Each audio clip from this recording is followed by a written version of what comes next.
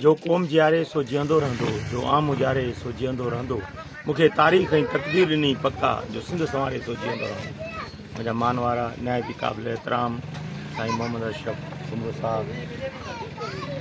सदर पेटेल तालका जोई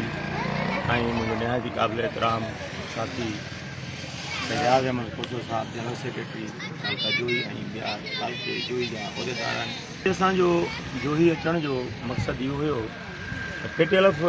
जी जेकी इलेक्शन जो सिलसिलो आहे उहो माशाल्लाह 3 तारीख़ ते इलेक्शन थिए पई, कंफर्म थी थिए, विच में कुझु हुयो त उहो आहियूं, पर छा आहे त जेको बि हूंदो आहे उनजो टाइम पीरियड रब जे तरफ़ां हूंदो आहे। उन जेको भली केरु केतिरो ई बुरो चाहे, कुझु बि चाहे, पर उहो ई थींदो जेको रब चाहींदो। माशाल्लाह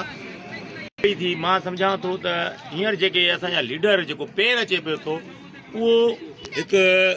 वॾो जेको आहे सो पेर अचे पियो थो, जंहिंमें साईं शफ़ी मोहम्मद सेठियो साहब प्रेसिडेंट ऐं सिकंदर अली जतोई सदाबहार आहे, उहो जनरल सेक्रेटरी जो उहिदे ते, ऐं ॿी जेकी टीम आहे उन सां गॾु माशाल्लाह ही ॿई माण्हू ऐं उन सां जेकी टीम आहे ही खटे ईंदा ऐं हे उस्तादनि जे लाइ जेको तारीख़ी कमु कंदा। मां सम्झां थो त असांजा पेर बि जेके यादि कंदा त वाकई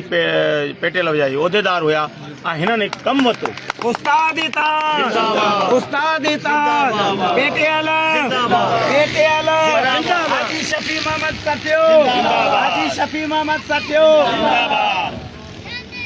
जोई जे ख़िलाफ़ कल्ह दोस्तनि असांखे ॿुधायो, पर छा आहे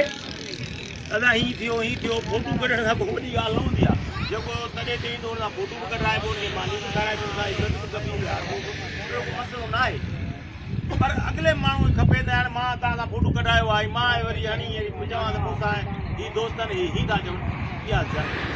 हिकिड़ो हुनजे इतिमाद जो तौरु आहे, पर हाल असां हुन ते नथा ॻाल्हायूं, छो जो